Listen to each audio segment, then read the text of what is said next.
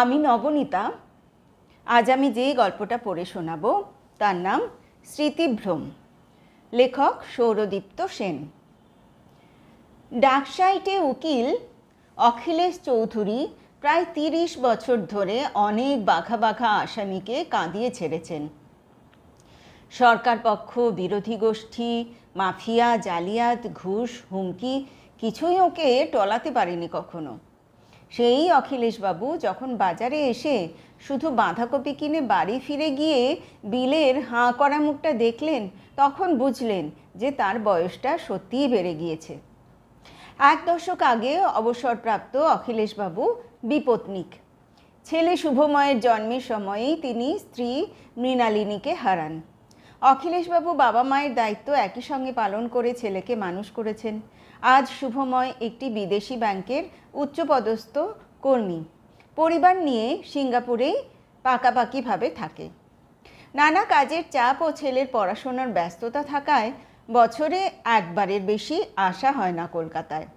বিদেশি চালচলনে অভ্যস্ত হয়ে গেলে কলকাতায় আসাটা যে বেশ কষ্টকর, সেটা অখিলেশবাবু বোঝেন। দোতলা বাড়িতে থাকেন তিনি আর বিলে। ছেলের প্রথম বিদেশ যাত্রার সময়ে অখিলেশবাবুর দেখাশোনার জন্য তার বাড়িতে আসে বিলে। ভালো নাম বিবেক সাহা। অখিলেশবাবুর পুরনো রাঁধুনি মনমথর ছেলে। টুকিটাকি ফাইফরমাস, অল্প বিস্তর সেক্রেটারির কাজ, বাজার হাট সব কিছুর দায়িত্বই বিলে নিয়ে নিয়েছিল নিজের ঘাড়ে। অখিলেশবাবু তখনও কর্মরত। সদা ব্যস্ত অখিলেশবাবুকে সময় মতন খাওয়া দাওয়া করানো, বাড়ির জিনিসপত্রের হিসেব রাখা, বিল জমা দেওয়া সব কিছুই বিলের হাতে এসে যায়। সেই থেকে বিলে হয়ে ওঠে পরিবারের এক সদস্য। শনি রবিবার নিজেই বাজার করেন অখিলেশবাবু। আজও সেরকমই কথা ছিল, কিন্তু বাজারের ফর্দের আলু, পেঁয়াজ, কুমড়ো বাদ দিয়ে অখিলেশবাবু শুধু বাঁধাকপি কেন আনলেন সেটা বিলে বুঝল না। অখিলেশবাবু বুঝলেন। ঘটনার কয়েকদিন পর বাড়িতে এলেন তার উকিল বন্ধু সুকেশ মিশ্র। তার অনেক দিনের পরিচিত। একটি গুরুত্বপূর্ণ কেস নিয়ে তার সঙ্গে আলোচনা করতে এসেছেন। 7টা নাগাদ ঢুকলেন সুকেশ। টেবিলের ওপর গ্লাসের অনেকটা জল খেয়ে কপালের ঘাম মুছলেন। কেসের ইতিবৃত্তান্ত শুনিয়ে বললেন, ক্লায়েন্টের গাড়ির নম্বর বেলেঘাটা ক্রসিংয়ে সিসিটিভিতে ধরা পড়েছে। জানি না আর কতদিন কেসটা টানতে পারবো। অখিলেশবাবু কি বলবেন ভেবে নিয়েছেন, কিন্তু হঠাৎ তার চোখের সামনেটা যেন তুলে উঠল। ঘরের বাতিগুলোর ভোল্টেজ হঠাৎ কমে গেলে যেমন চোখের ওপর এক ফালি ছায়া নেমে আসে, তেমনটাই মনে হতে লাগলো। অখিলেশবাবু ফ্যালফ্যাল করে তাকিয়ে রইলেন। কথাগুলো যেন অনেক দূর থেকে আসছে, আর সামনের ভদ্রলোকের মুখ, বাচনভঙ্গি খুব চেনা হলেও তিনি কিছুতেই নামটা মনে করতে পারছেন না। অখিলেশবাবুর গলাটা খুব শুকনো মনে হতে লাগলো, কিন্তু তিনি কিছু করতে পারলেন না, কারণ গলা শুকিয়ে গেলে কি করতে হয় সেটাও তিনি হঠাৎ মনে করতে পারছেন না। বিলেই খাওয়া দাওয়া করিয়ে ঘুম পাড়িয়ে দিল অখিলেশবাবুকে। অখিলেশবাবু কোনো মতে বিলেকে ডেকেছিলেন। বিলে এসে সুকেশবাবুকে দরজা অবধি এগিয়ে দেয়। সুকেশ পরদিন ফোনও করেছিলেন, অখিলেশবাবুর শরীরের খবর নিলেন। অখিলেশবাবু নিজেই কথা বললেন, ফোনে যতটুকু সম্ভব পরামর্শও দিলেন। কথাবার্তা সারার পর মনটা ভালো লাগলো অখিলেশবাবুর। সুকেশ তার অনেক দিনের বন্ধু, তাকে সাহায্য করতে পেরে তিনি নিশ্চিন্ত বোধ করলেন। তবে কথা শেষ করে ফোনের হ্যান্ডসেটটা ঠিক জায়গায় না রেখে জল ভর্তি গ্লাসটার সামনে রেখে চলে গেলেন বাগানে। একবার ডাক্তার দেখাবেন? বিলের প্রশ্নের কি উত্তর দেবেন বুঝলেন না অখিলেশবাবু। সুকেশ মিশ্র কেস জিতে গেলেও গত কয়েক মাসে অনেকবার অনেক রকম ভুল হয়েছে অখিলেশবাবুর। একসময় মোটা মোটা আইনের বইগুলো গুলে খেয়েছিলেন। ভারতীয় দণ্ডবিধির কোন আইনের কোন ধারায় কী শাস্তি হবে তা ছিল তার নখদর্পণে। আর এখন সেই অখিলেশবাবু স্নান করে গিজার বন্ধ করতে ভুলে যান, জামার ওপর সোয়েটার পরতে ভুলে যান, লাইটের সুইচ, বেসিনের কল, জলের গ্লাসের ঢাকনা, বাথরুমের দরজা বন্ধ, অনেক কিছুই মনে করে উঠতে পারেন না। কিন্তু একেবারে সব কিছু ভোলেননি। শুভময়ের সঙ্গে মাসে 1-2বার ভিডিও চ্যাট হয়, তার নাতি রনর সঙ্গে অনেকক্ষণ গল্প হয়, তিনি বৌমা স্বস্তিকার মা বাবার খবর নেন, ওদের কাজকর্ম কেমন চলছে, কবে দেশে আসবে, অনেক কিছু নিয়েই কথা বলতে তার অসুবিধে হয় না। অবশ্য তার সর্বক্ষণের সঙ্গী হিসেবে বিলে সদাই প্রস্তুত। ছেলেটা বড় ভালো, কতই বা বয়স হবে, 30-32। উচ্চ মাধ্যমিক অবধি পড়েছে, কিন্তু চাকরি জোটাতে পারেনি। বিলের সঙ্গে অনেক গল্প করেন তিনি। তুই যে আর পড়লি না বিলে, আমি না থাকলে তখন কি করবি? আমার ভাই আছে না, কলেজ স্ট্রিটে বইয়ের ব্যবসা করে, সেখানেই ঢুকে যাব। আর কিছু বলেন না অখিলেশবাবু। মনমতো মারা যাওয়ায় গ্রামের পাট চুকিয়ে 2 ভাই এখন কলকাতায়। মাঝে মাঝে বিলের ভাই আসে এ বাড়িতে, দেশ বিদেশের কিছু উল্লেখযোগ্য কেসের বই নিয়ে আসে। এরকমই এক বিকেলে অনেকক্ষণ গল্প করার পর বিলে নিজের ঘরে চলে গেলে অনেক ভেবেও অখিলেশবাবু মনে করতে পারলেন না মনমতো তার কাছে কী কাজ করত। অখিলেশবাবু অনেকটা রোগা আর একটু চুপচাপও হয়ে গেছেন ইদানিং। এর মধ্যে বিলেই পাড়ার ডাক্তার কৌশিক সেনগুপ্তকে সব জানিয়ে ডেকে এনেছিল। কৌশিকের বাবা অখিলেশবাবুর বন্ধু ছিলেন। কাকু, আজকাল কি আর বেরোন না বাইরে? বিকেলে পার্কের দিকে হেঁটে আসি যে। কোন পার্কটায় বলুন তো? ফেলে দৃষ্টি নিয়ে তাকালেন অখিলেশবাবু। কিছুটা আঁচ পেয়ে গেল কৌশিক। কেসের ব্যাপারে কথা বলতে লোকজন আসে নাকি এখনও? সেই রকম দরকারে আসে না কেউ খুব একটা। অ্যাডভোকেট অখিলেশ চৌধুরী এখন প্রায় হারিয়ে গেছেন বললেই চলে।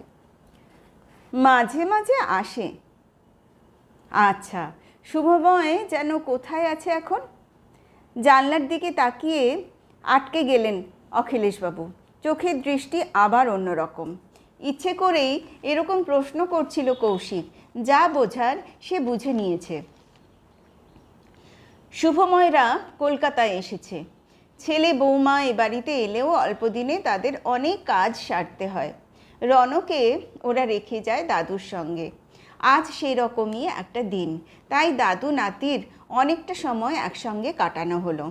কয়েকদিনের জন্য রনকে পেয়েছেন, যতটা সম্ভব সময় কাটাতে চান তিনি। বিকেলে বিলের সঙ্গে রনকে মাঠে খেলতে পাঠিয়ে অখিলেশবাবু রাস্তায় বেরোলেন।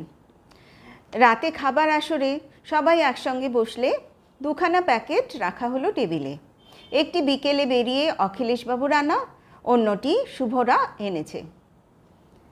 রনু, দাদু তোমার জন্য একটা জিনিস এনেছে, চকচকে চোখে বলে উঠলেন অখিলেশবাবু। লাফিয়ে এলো রনু, প্যাকেটের ওপর হামলে পড়ল। অখিলেশবাবু শুভদের দিকে তাকিয়ে বললেন, পিৎজা এনেছি, তোরা নাকি ওকে খেতেই দিস না, আজ বারণ করিস না। কিন্তু আমরা তো রাতের খাবার নিয়ে এলাম। ওটাও থাক, দাদু পিৎজা খাবে। কি দাদু, ঠিক আছে তো? রনু কিছু বলল না, তার মুখ শুকনো। প্যাকেটের ভিতর কাগজের বাক্স থেকে পিৎজার বদলে বেরোলো কড়াপাকের সন্দেশ। Retrograde amnesia. শুভময় চিন্তিত ছিল। বিলের সঙ্গে কথা বলে জেনেছিল সব। কৌশিক ডাক্তারের সঙ্গেও দেখা করেছিল। কিন্তু আজকের এই গতিশীল ছুটে বেড়ানোর যুগে দুঃখ পেয়ে হাপিত্যেশ করার সময় তো নেই। ব্যস্ত সময়ে কারো জন্য থেমেও থাকে না। তাই মনে একরাশ চিন্তা নিয়েই শুভরা ফিরতি প্লেনে উঠেছিল। বিলে ঢুকলো ঘরে। অখিলেশবাবুর জন্য ফল কেটে এনেছে সে। খেয়েছিস? আপনার সঙ্গেই তো খেলাম। আপনি ফলগুলো খান, তারপর ওষুধগুলো খাবেন। হ্যাঁ রে বিলে, এই যে আমি ভুলে যাচ্ছি সব কিছু, এটাকে কি বলে জানিস? বয়স বাড়লে এরকম হয়। শুনেছি আমার দাদু নাকি শেষ দিকে বাবাকেও চিনতে পারতো না। আমি এখন 73, আরও কয়েক বছর এটা না হলেই ভালো হতো। ব্যাপারটাই কেমন যেন ভয়ঙ্কর জানিস। চোখের সামনে যেন হঠাৎ সব কিছু ঘোলাটে হয়ে যায়, মাথার ভিতরটা পুরো ফাঁকা। খুব অসহায় লাগে রে। সেদিন আমার নাতিটাকে পছন্দের খাবারটাও খাওয়াতে পারলাম না। একদিকে ভালোই হয়েছে, সন্ধেবেলা ফুচকা খেয়েছিল, তারপর ওসব খেলে আর দেখতে হতো না, দোষ এসে পড়তো আপনার ঘাড়ে। তবে আমি কিন্তু বেশ খেয়েছি। তোর ভালো লেগেছে? আমার প্রিয় সন্দেশ চেয়ে সেবার বইমেলা গিয়ে খাওয়ালেন, 4-5খানা খেলাম, মনে নেই? দীর্ঘশ্বাস ফেললেন অখিলেশবাবু। আচ্ছা, এই আতপাগল বুড়োটাকে নিয়ে তুই যে থাকিস, তোর হাঁসফাঁস লাগে না? একঘেয়েমির বিরক্তি আসে না মনে? হাসলো বিলে। আধা অনাথ ছেলেটাকেও তো স্যার আপনি মাথার উপর ছাদ দিলেন, কম্পিউটার শেখালেন, দুবেলা খাবার দাবারের বন্দোবস্ত করলেন, আপনিও তো ধৈর্য হারাননি কখনো। আমাকে দিন প্লেটটা, ওষুধ আনছি। বিলে চলে গেল। অখিলেশবাবু জানলার সামনে বসে রইলেন। তার চোখ বেয়ে একটু জল গড়ালো, কিন্তু রুমালটা কোথায় রেখেছেন মনে করতে পারলেন না। মাসখানেক পরের ঘটনা। বসন্ত এসেছে, ঠান্ডাটা এখন বেশ উপভোগ্য, রোদটাও চমৎকার, গাছে গাছে নতুন পাতা, ফুলের নতুন কুঁড়ি দেখা দিয়েছে। অখিলেশবাবু এখন প্রায় শয্যাশায়ী, শারীরিক ক্লান্তিটা ক্রমশ প্রকট হয়ে উঠেছে। বিলের ফোন পেয়ে এক সকালে চলে এলো শুভময়। আপাতত সে একাই এসেছে। শেষ কয়েক মাস ভিডিও চ্যাটে ছেলের সঙ্গে কথা পর্যন্ত বলতে পারেননি অখিলেশবাবু। শুভময়কে চিনতে পারলেন অখিলেশবাবু। কবে এলি? সকালে। কেমন আছো? পড়াশুনো কেমন চলছে? কথাটা শুনে চোয়াল শক্ত হলো শুভর। ভালোই। এটা ছিল এককালের বিশিষ্ট আইনজীবী অখিলেশ চৌধুরীর বলা শেষ কথা। এই দুদিনের মাথায় হৃদরোগে আক্রান্ত হয়ে হাসপাতালে ভর্তি হয়েছিলেন অখিলেশবাবু, আর ফেরেননি। দুঃসংবাদ পেয়ে রনকে নিয়ে চলে এসেছিল স্বস্তিকাও। বাবার কাজকর্ম মিটে গেলে এক সকালে যখন শুভময় বিলে এবং বাড়িটার ভবিষ্যৎ নিয়ে ভাবছিল, তখনই হঠাৎ আগাম কোনো খবর না দিয়েই সুকেশ মিশ্রর আবির্ভাব হলো। কালকে ফোন করেছিলাম, বিলে বলল আপনি ফিরে যাচ্ছেন, তাই মনে করলাম আজ এখানে এসে কাজটা করে দিয়ে দায়িত্ব থেকে মুক্তি পেয়ে যাই। উপস্থিত সকলের চোখে প্রশ্ন, বিলেও অবাক। কাজ? হাতের ফাইল থেকে একটা সাধারণ দেখতে সিল করা খাম বের করলেন সুকেশবাবু। দেখুন, আমি চৌধুরীর জুনিয়র, কিন্তু আমাদের জান পেহচান অনেক দিনের। লাস্ট টাইম আপনারা চলে যাবার পর একটা চিঠি তিনি আমাকে দিয়েছিলেন। এতদিন আপনারা বিজি থাকায় আসেনি, আজ আমাকে ফ্রি করে দিন। চিঠি? কিসের ব্যাপারে মুখে না বলে এরকম রহস্যময় চিঠি রেখেই যাবেন অখিলেশবাবু? চৌধুরীর ইচ্ছে এই চিঠি এখনও খোলা নেই, আপনারা সিল দেখতে পাচ্ছেন। ওর মৃত্যুর পর আমাকে এই চিঠি খুলতে বলেছিল। ফ্যামিলির সবাই যখন এখানে প্রেজেন্ট আছেন, আমি এটা খুলে আপনাকে হ্যান্ড ওভার দিয়ে দেব। ঘরে এখন পিন পড়লেও আওয়াজ হবে। সকলের অনুমতি নিয়ে খাম ছিঁড়লেন সুকেশ মিশ্র। সাদামাটা রুল টানা প্যাডের কাগজ ছিঁড়ে লেখা কিছু একটা বেরোলো তার ভিতর থেকে। চিঠিতে কী লেখা তা কেউ জানে না, তবে আইনানুসারে সই করা এই চিঠিও মূল্য রাখে বইকি। সুকেশ মিশ্র বাংলা পড়তে পারেন না, চিঠি খুলে তাই টেবিলের ওপর রেখে দিলেন। গোল টেবিল ঘিরে দাঁড়ানো বিলে, শুভময় আর স্বস্তিকা সকলেই পরিষ্কার পড়তে পারছিল রুল টানা কাগজের ওপর গোটা গোটা অক্ষরে কাঁপা কাঁপা হাতে লেখা লাইনগুলো। আমার ছেলে আমার প্রয়োজনে যেভাবে আত্মত্যাগ করেছে তা হয়তো আজকের যুগের কোনো ছেলে মেয়েই বাপ মায়ের জন্য করে না। সময় অসময়ে নিজের কাজকর্ম, পরিবার, সুখ স্বাচ্ছন্দ্যকে জলাঞ্জলি দিয়ে আমার অসুস্থতা, আমার দরকারকেই প্রাধান্য দিয়ে এসেছে। তাকে বঞ্চিত করে আমি শান্তি পাব না।